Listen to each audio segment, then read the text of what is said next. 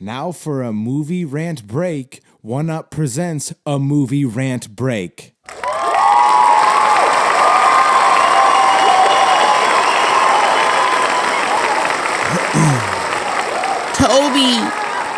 Toby. What's up, everybody? Welcome to the movie rant break. Happy to be here. I'm happy that you're here. And I am excited to do this episode 201. Today, I'm going to be talking about two films, Twisters and Twister. So Twister was the original that had come out back in 1996. We got cows. All right. It was directed by Jan de Bont. It was written by Michael Crichton. He's the Jurassic Park man.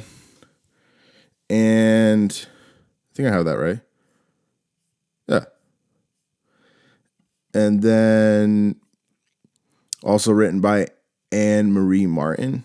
Produced by Ian Bryce, Michael Crichton. I'm sorry if I'm mispronouncing that. And Kathleen Kennedy. She's all up in that Disney shit, fucking shit up in Lucasfilm. She's the terrible atrocity over there. She's a third producer credit. I'm sure she didn't have a lot to say. This is back in the day. She probably knew her on the scene, but fuck her. She's whack. The film was starring Helen Hunt, Bill Paxton, Jamie Gertz, Carrie Elwes, Philip Seymour Hoffman, R.I.P., Alan Ruck, Todd Field. And I will say Philip Seymour Hoffman plays the character Dusty. I thought was the best character outside the leads in the film. He had a TV in his van with a Camelback, I assume custom Camelback in his van. He was just getting churnt and just loving life, being funny and just he was kind of the comedic relief in it and just did a great job. I forgot he was in the film and it was a pleasant surprise and he crushed it. Cinematography by Jack N. Green, edited by Michael Kahn, music by Mark Mancina. Really like the music too with Twister because they had some cool ambient music. You know, when they see a tornado, it's the type shit, you know, and it just kind of made it for an epic feel and just they had some cool just pieces of music from the 90s and just I think there was some Alanis Morissette that Helen Hunt was rocking, which I fucked with, you know, shout out to Ironic. Yeah, it was a Warner Brother film. Came back out May 10th, 1996 with a runtime of 113 minutes. Budget, 88 to roughly 92 million with a box office of 495.7 million, which is astounding at the time. 90s to do $500 million. This movie fucking crushed. As it should. This is a fucking classic. And that's why I wanted to review this movie in tandem with the new Twisters. Because the first Twister is so awesome. I mean, there's a Universal ride now that has been taken down, but it was up from 1998 to 2015. I've been on the ride, and it was a cool little ride that you kind of like stand in on, and there's this Twister that comes through this scene that you look at, and things start shaking, synthetic rain start coming down, and all this shit. It was a cool little ride, especially when it came out in the 90s. But, yeah, so this film did really well, basically.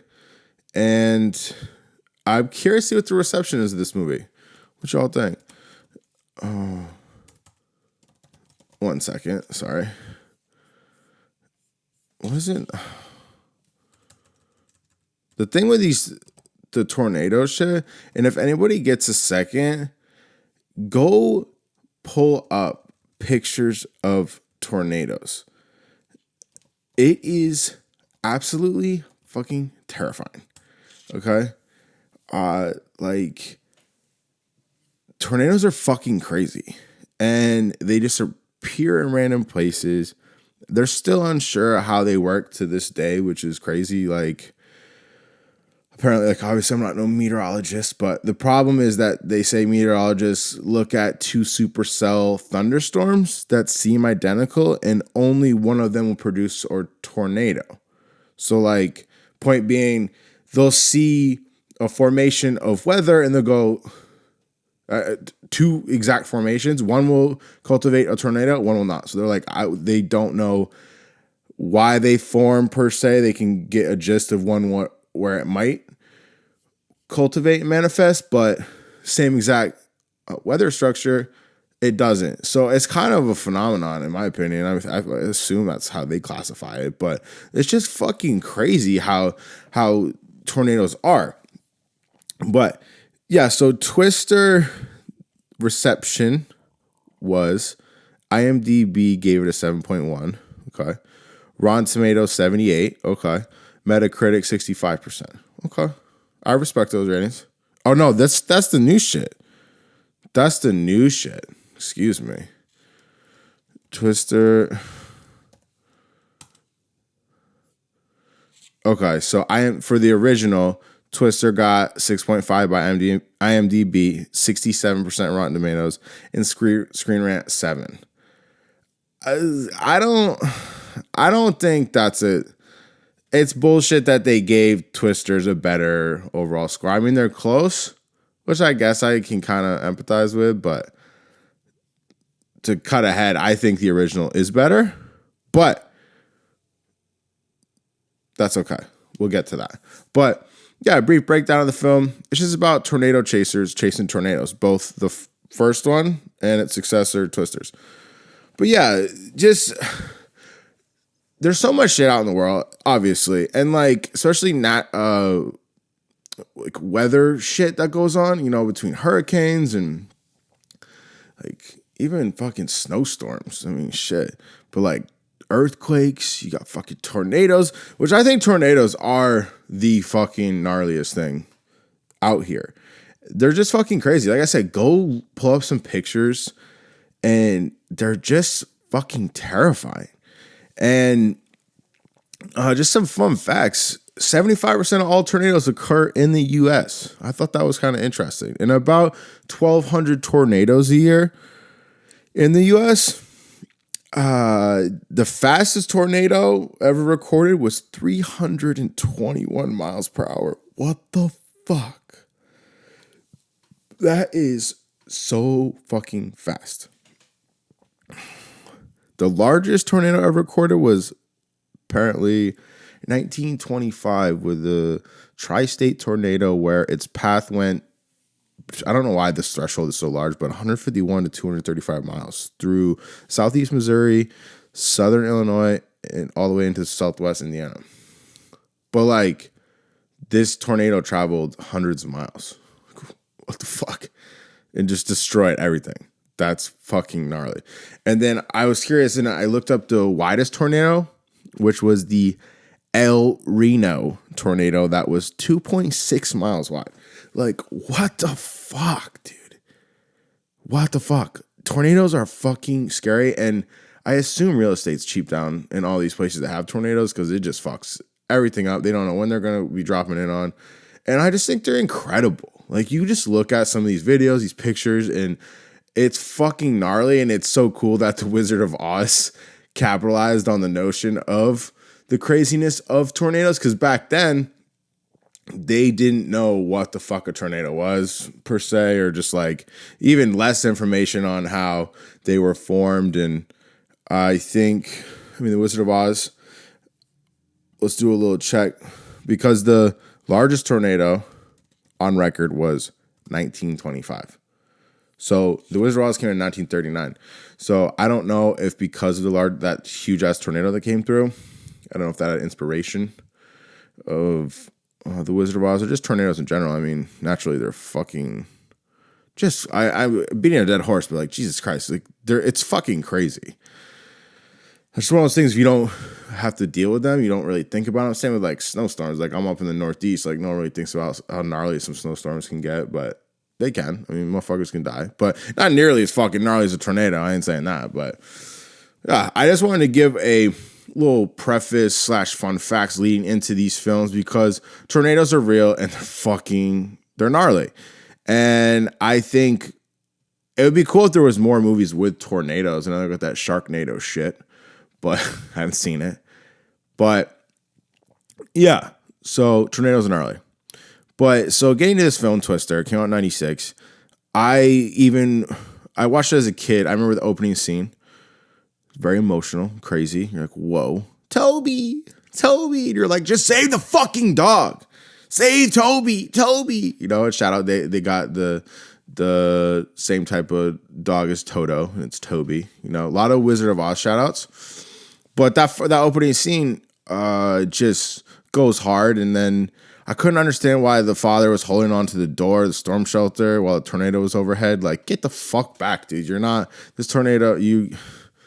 I don't know if he just thought he was stronger than the tornado or what, but that was his bad. I mean, because everybody else lived, including Toby, down in that little storm shelter. So he fucked up. That was on him. But yeah, and like just watching Twister looking back, I love the 90s feel with all the dated technology at this point. And at the time, it was cutting edge. And just looking back and seeing all the vehicles and the quirk it offers, which I appreciated the quirk in this film. I thought there was a tasteful amount of 90s quirk, because some of those 90s films can be brutal to watch because you're just like, oh my God, this is so clunky. But the quirk in this I thought was tasteful and kind of added a nice little undertone and enjoyment to the movie and just made it almost feel real. You know, people are kind of corny and quirky, so you get a couple one-liners in there. But I think what helped with that was just efficient editing. You know, they're cutting at the right times. They didn't linger too long on certain one-liners or weak lines. A lot of times that's what kind of makes it even worse when you watch some of the quirk in films. You're like, cut away from that. Like, that's not the line. Like, just move on. But so, and I also like the way you notice early on there's a really dark color grade on the movie. And I like that. And they did that in the successor as well.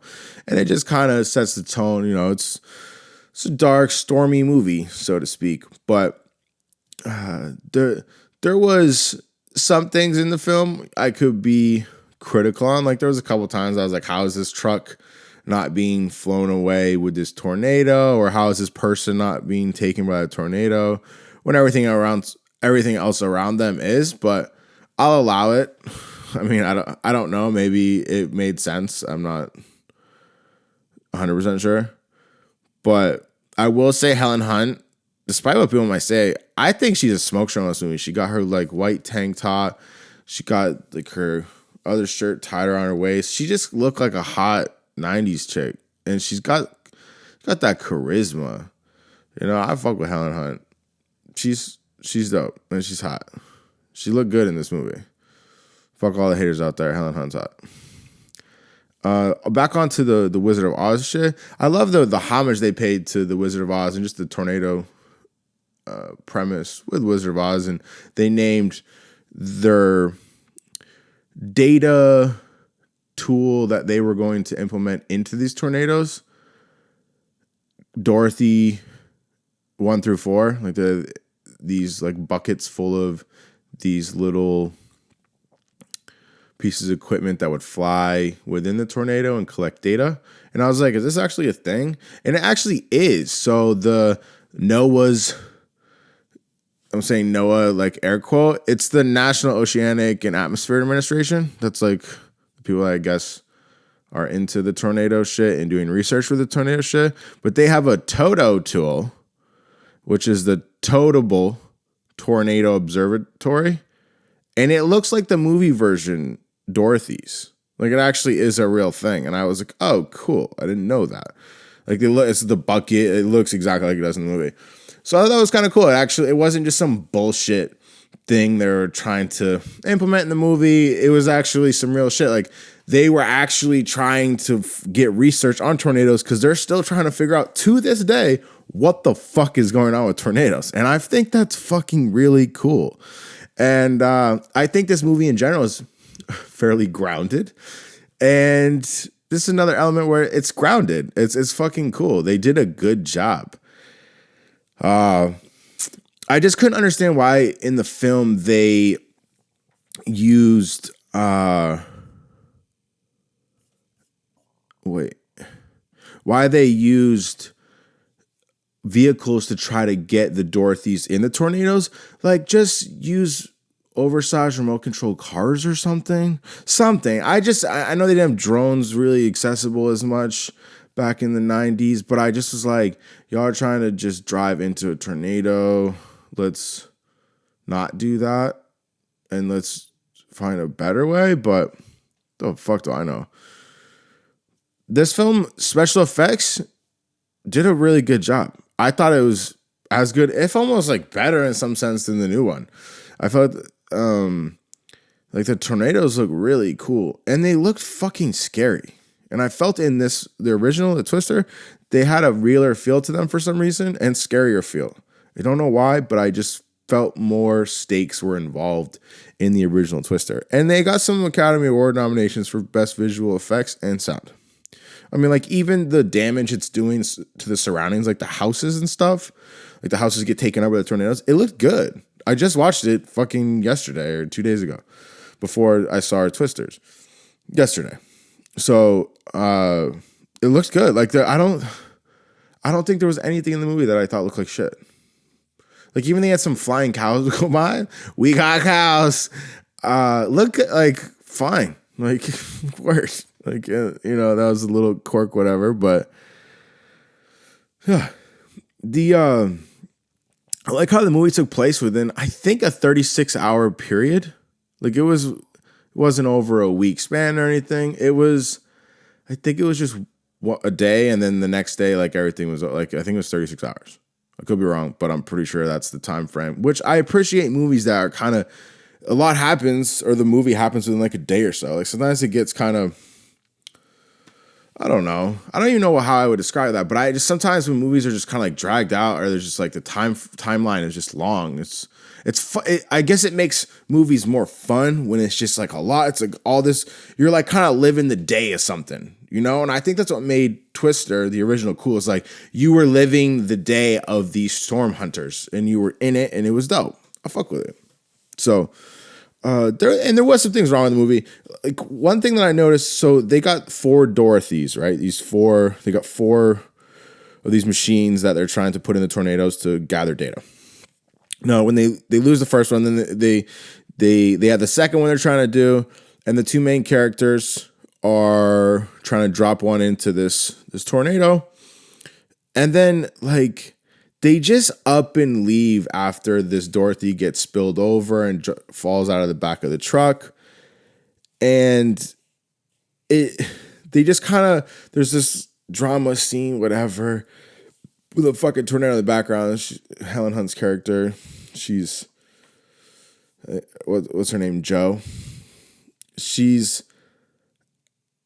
having a meltdown with a tornado in the background because the Dorothy thing has fallen, and it spilled out all the little orbs of data collecting things, and they just kind of abandon it. And I didn't really understand why they just abandoned it after this dramatic sequence.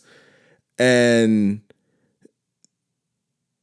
it just clips away. You don't see any more of the tornado. It just like, it was a weird end scene part, and it just didn't seem right. And I was like, wait, they just left? And there was a tornado. It's far enough away where they're still having this conversation, but you're not going to pick these things up or like try to get the machine in order. Like, it just seemed dumb, and they just decided to have a conversation while it was, I don't know. That was just one scene where it was like overall an abandonment of the scene, and they were trying to do some development of characters, but abandoned the scene and what they were trying to accomplish. It was weird. I don't know. My observation. My favorite part of the movie, technically not the best part, but they're driving in the truck towards the end, the main characters, Jo and Bill. Bill Paxton's character is Bill. So they're driving his 1994 Dodge pickup with Dorothy 4 is in the back, I think. And they fucking, maybe Dorothy's not in the back, I'm not sure, but it doesn't fucking matter. They're driving around with this giant fucking tornado, and there's a house that ends up rolling over the fucking interstate or the road, and they just fucking drive through the house. You could see the stair set. They like drive through rooms and like drive completely out the other side of the house. It was fucking awesome. Super quirky, funny, and epic. And I love it. Like, this movie gets away with a lot of stuff because I don't know what it is about it. There's a certain charm to it. And it's just absolute chaos because there's fucking tornadoes around. It's fucking cool. And I love that part. And a lot of people be like, that's stupid. I didn't think it was stupid. The way they like filmed it, showing the truck go through the house and pass to the other side, I was like, fucking good for you. That was good. And I even appreciate the love tension between Bill Paxton's character, Bill, and Helen Hunt's character, Joe. Throughout the whole film, like, he's trying to have a divorce. She's kind of trying to still get that D. And by the end of it, they like kind of fall in love again. And I liked it. There was a lot of sexual tension throughout it. And they did a good job. Rest in peace, Bill Paxton. And these are one of those instances where, you know, you don't think about it necessarily when people are trying to make arguments about, and I'll keep this brief, but, you know, there needs to be more female leads and all that female feminism tip. It's like, this is another instance where a strong female lead kills it. Like, there's so many examples, you know, like, like, I don't know why there's this outrage that there needs to be more representation of women. Like, and that might sound crazy, but like, I keep, now that it's been prevalently talked about, and I just keep seeing instances where there's strong female leads. And it doesn't matter if it's female or male, you know, leads. It just comes down to having solid writing for a character, male or female lead. That's all I can say on that. And I don't think there's ever been and I don't think it's outwardly attempts to just make everything less female and more male. Like, I don't know. The whole shit is fucking bullshit. But I just noticed, I was like, this is another instance for a strong female lead. Like, what the fuck are we doing here? Anyways, overall though, for like this movie, it's fucking great. And I think it's ahead of its time, 100%. Because we've seen this successor come out. And I think this one is better for sure. And it holds up, the special effects and everything. And it's a certified classic. It has its own fucking theme park ride, now taken down. But I'm going to hit it with a 7.9. I think it's fucking really solid. It's a really fucking good movie. So let me just keep on going. Let's twist into twisters.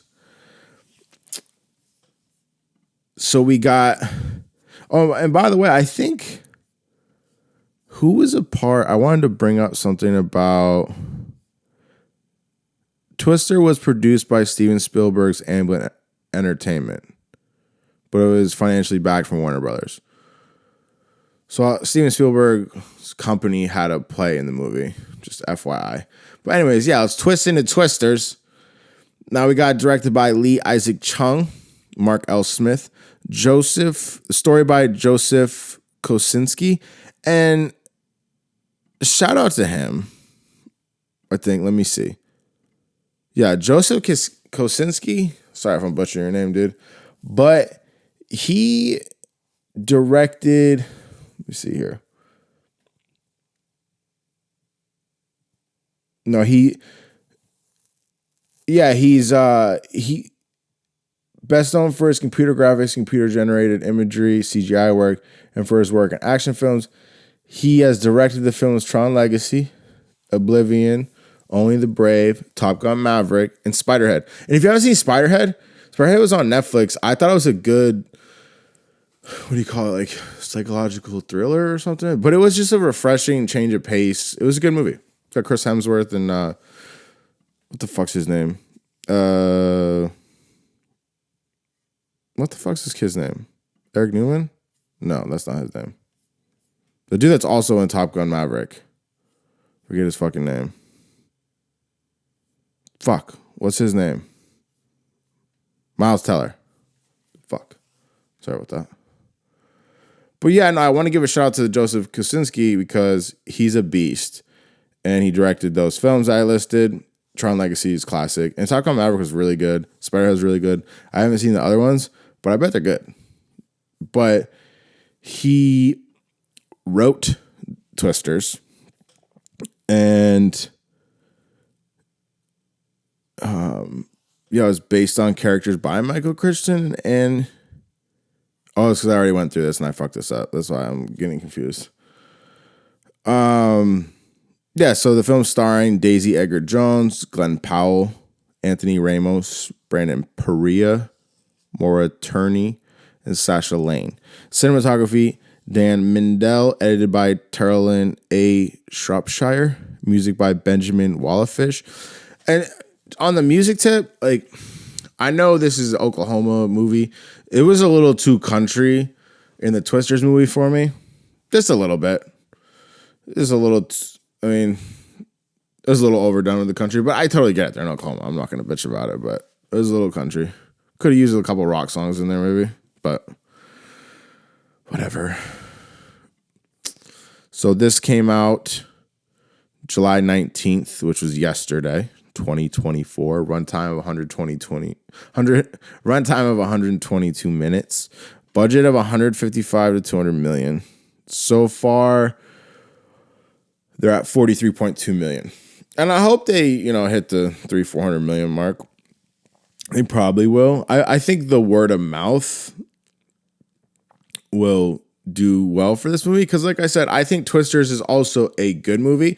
Not as good as the predecessor, but I think it's good. And I think people will enjoy it. It's refreshing, and there's some elements to it that I think can be appreciated.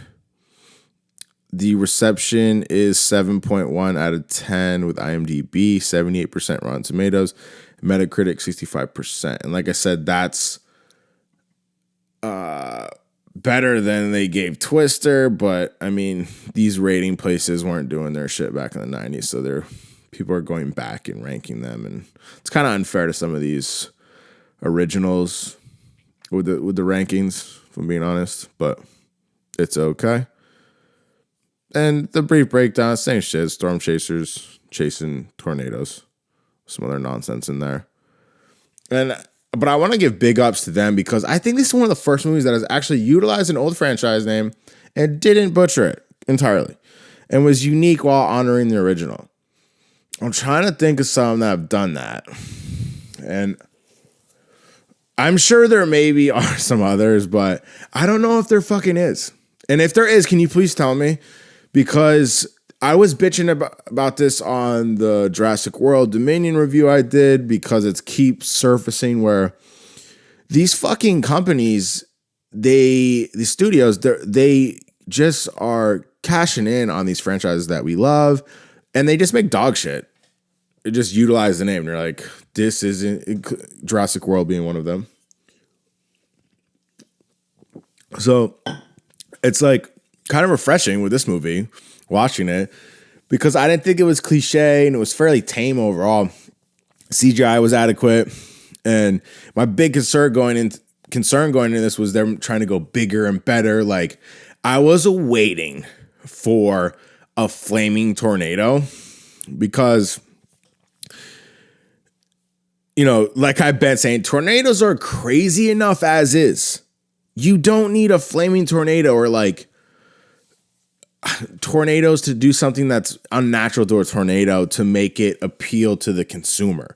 And there was this part in the movie towards the end, spoiler alert, when this tornado is romping through this like foundry or this factory, and flames start igniting, and the factory of sorts starts just blowing the fuck up. And I was like, are they going to make this turn into a flaming tornado? Here we go for the downfall of this movie. And it didn't turn into a flaming tornado. And I was like, oh my God, good fucking job. Good for you. Good for you for not trying to get fucking too crazy. I was so proud of them. I was like, good fucking job. Good fucking job. Like, wow. Like, I was waiting for the whole movie for that because I saw on one of the posters there looked like it was maybe a flaming tornado. Like, there's flames within a tornado, and I thought it was foreshadowing to a giant flaming tornado at the end of the movie, and they didn't do it. I was like, thank fucking God, because I was like, I really thought they were gonna fucking do that, and they didn't do it. It's like, we don't need a flaming tornado. Tornadoes are crazy enough as is. So I really appreciate them for doing that. And like, I could maybe give this movie overall a better score just for just not getting too crazy. Like, they went crazy, like the tornado wrangler, the Tyler character played by Glenn Powell, which I think he's great, by the way.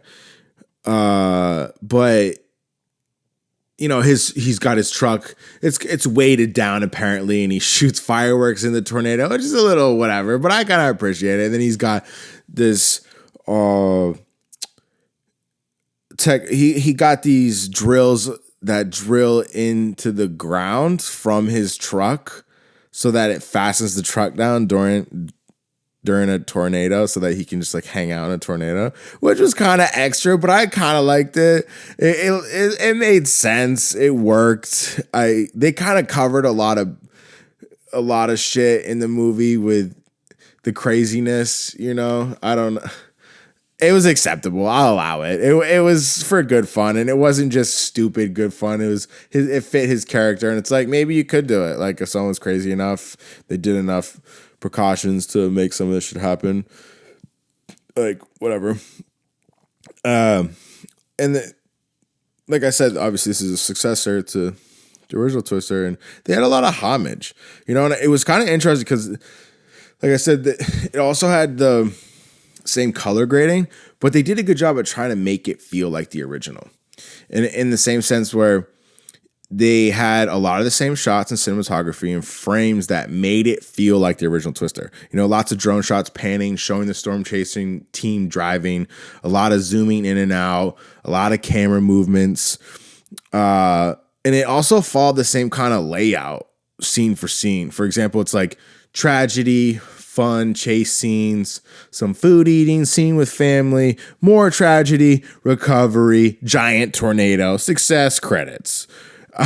So it was nice. And they had the rival storm chasing team thing, which was in the first one. And this one, they kind of took the opposite advantage, where it was the funded storm chasing team that they were following, and then it ends up switching where the chick, she goes to be with the ruffians, if you will, storm team that's not as funded, with the tornado wrangler and Glenn Powell's character Tyler.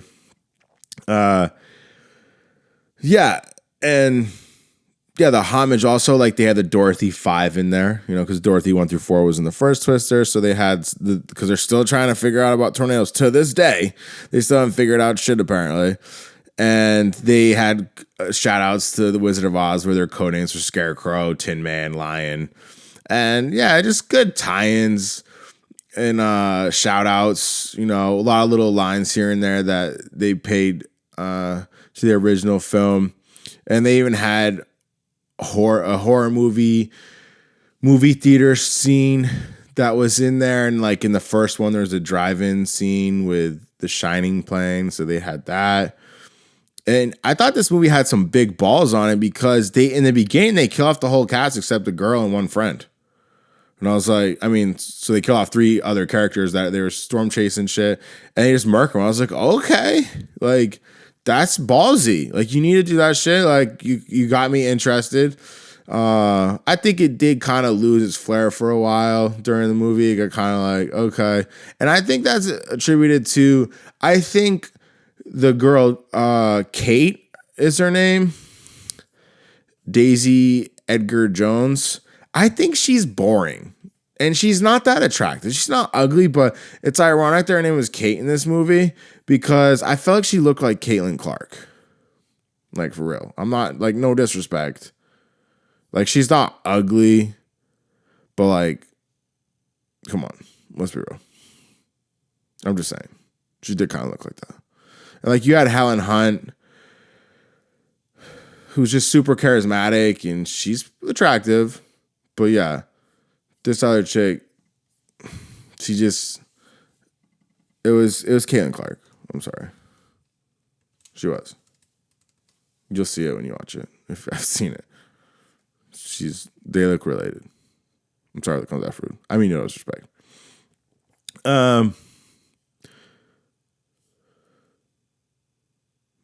Yeah. There was another abandonment of scene in this movie too, where they're trying to set up these points of interest to get data, and Kate's character, the female lead, she just like quits in the middle. Like they're about to make it happen, and she like has a meltdown and changes her choices. And then they go to the wrong location, and it's like fucked up. But they just like quit, and they're just like watching this tornado. And it's like, you still can go make this happen, because the Wrangler character, Tyler, he rides off and chases a tornado, but these other two are just sitting there.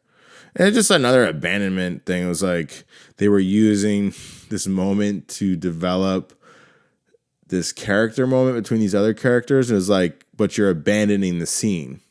It was weird that both movies had an abandonment of scene thing, because I don't usually see that. It was kind of weird that both movies just abandoned what was happening to have a character moment. It was like, okay.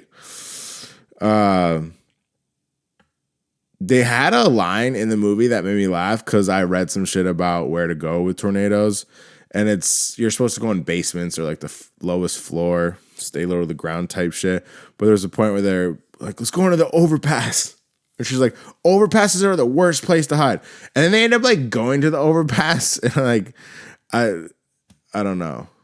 I think they went to the overpass. Maybe they didn't, because that's where the characters died before. I don't remember. But they just paid homage to like the notion of hiding in overpasses. I think in the first movie they hide under overpasses, and it's actually like you don't want things above you, because the tornado can like break them and then it falls on you. So I feel like that was them trying to acknowledge like, don't hide under overpasses. But naturally, with the female male lead shit, there was the sexual tension, and they did something also that I was really surprised in this film. They didn't force the love story, and there was no kiss at the end. Like they come together and they walk off the scene together. You could tell like, oh, they're together now type thing, but there wasn't a kiss. And yet again, it wasn't cliche. And I was like, good for you. So like it was surprising. Like the movie, they did a good job. I don't think it was incredible. And I think Glenn Powell's character, the guy that plays Tyler, he was good. He's a good actor. He was in Top Gun Maverick. You're probably going to see a lot more of him. He's a good actor. And he has a lot of presence on screen, and like you can tell in Top Gun Maverick, if you've seen it, you know what I'm talking about. I forget the name, but you're like, who the fuck is that guy? Because he's the cocky one. He's dope. He kind of is like the new Iceman, I think, type shit. If you know those movies. Anyways, his role was great. I just thought they didn't really have any chemistry, and like I said, that girl looks like she looks like Caitlin Clark. And I'm not trying to disrespect, but it's like, I don't know, like Helen Hunt, I guess she's not like a complete smoke show. Like she's not Jennifer Aniston or anything, but like she still was hot. And this girl, Daisy Edgar Jones, like I just wasn't fucking feeling it. And there just wasn't chemistry. And I think it would have made the film a lot better if you had a better female lead in this film. Honestly, I think that's what hurt this film from surpassing Twister, the original.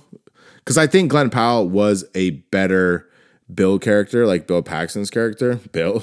I think Glenn Powell surpassed the coolness and excitement of his character, but I don't think this chick surpassed Helen Hunt. And it's kind of like funny because they almost had it, but they didn't botch it. And it's like, I'm really happy, and I don't mean to sound critical. And the score I'm going to give this movie. Before I get the score, I think I touched on this, was just the fact that tornadoes in this film just weren't as scary, and I wasn't as like, I don't know if the CGI was worse. I don't know. It looked fine. It didn't seem like an improvement, which is weird. But I don't know how much you can improve like on the type of CGI just because of like what it actually is. It's like wind and clouds, but